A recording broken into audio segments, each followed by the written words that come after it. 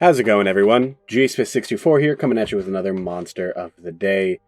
I figured with the weather being as chilly as it is, why not talk about the Queen of Icewind Dale, Auril.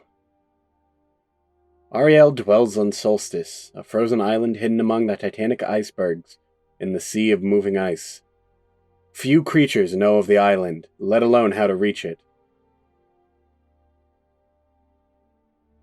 In her current weakened state, Auril can assume 3 different forms. To destroy her, heroes must reduce each of her forms to 0 points, one after another. After she's defeated in her 3rd and final form, Auril dies. As long as she has mortal followers who worship her, however, Auril is reborn at full strength during the next winter solstice, with divine power far beyond what is reflected in the stat blocks presented here. After finishing a long rest, Auril regains any of her forms that were destroyed, provided at least one form survives. We're going to talk about all 3 of these forms, and we'll talk about the first one today. In her first form, Auril appears as a hunched, 7-foot-tall, bipeded with the head of a snowy owl, black talons, cloven hooves, and grayish-white wolf fur covering her body, from the neck down. Protruding from her feathery owl's head is a pair of curved goat horns. A cloak and cowl made of pristine white snow conceals much of her trepid form, which her worshippers refer to as the cold crone. The cloak can transform to a pair of owl wings when Auril sees fit. So now let's get into the stack block of Auriel's first form.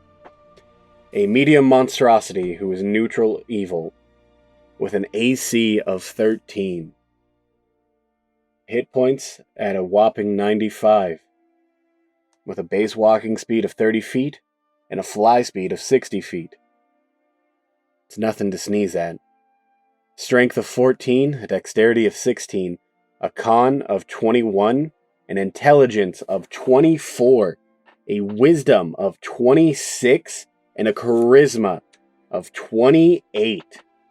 She's proficient in Constitution and Wisdom saving throws, and she's proficient in the Deception, Insight, Intimidation, and Perception skills. She's vulnerable to radiant damage, but immune to cold and poison damage. On top of this, she's immune to being charmed, exhausted, frightened, paralyzed, petrified, poisoned, and stunned. She has dark vision and true sight to 120 feet, and a passive perception of 26. She speaks every known language and has telepathy up to 1,000 feet. Her challenge rating is 9.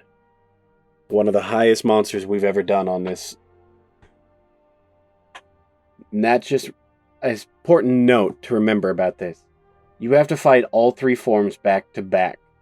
So when taking into account this is a level 9 challenge, take into the account that there's 2 other challenges right after this. While in this form, though, Auril is considered a divine being. She can't be surprised and can't be changed into another form against her will. And she also has divine rejuvenation. When Auril drops to 0 hit points, her body turns to slush and melts away. She instantly reappears in her second form in an unoccupied space within 60 feet of where her first form disappeared. Her initiative doesn't change, however. On top of this, she also is an innate spellcaster. Her spellcasting ability is Charisma. Spell save is 21 and a plus 13 with spell attacks. She can innately cast the following spells requiring no material components at will: Chromatic Orb,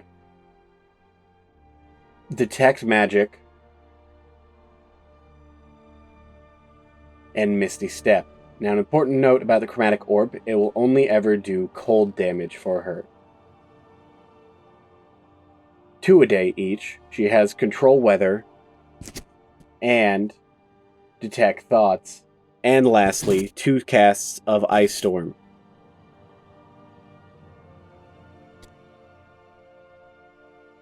What makes this worse is she has 2 legendary resistances in this form, as well as magical resistance. So she has advantage on your saving throws against spells and other magical effects, on top of the fact that even if she fails 2 of them, she can succeed instead. And then, of course, she has unusual nature. Being a god means she doesn't require air, food, drink, or sleep. Now, she has a multitude of actions that she can attack with.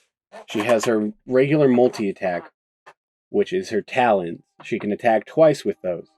They have a +7 to hit, a reach of 5 feet, and on hit, they do 1d8 plus 3 piercing damage, plus an additional 1d6 cold damage.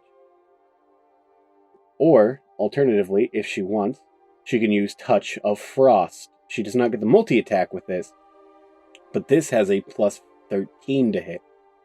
With a reach of 5 feet, one creature will be hit for 3d8 cold damage, and the target can't take reactions till the start of its next turn.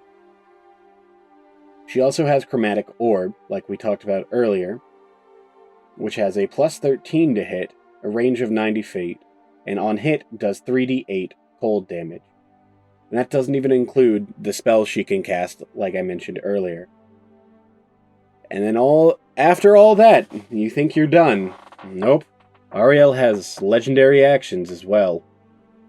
She has 3 legendary actions a turn. She regains all legendary actions at the start of her turn. And her 3 legendary actions are Talon.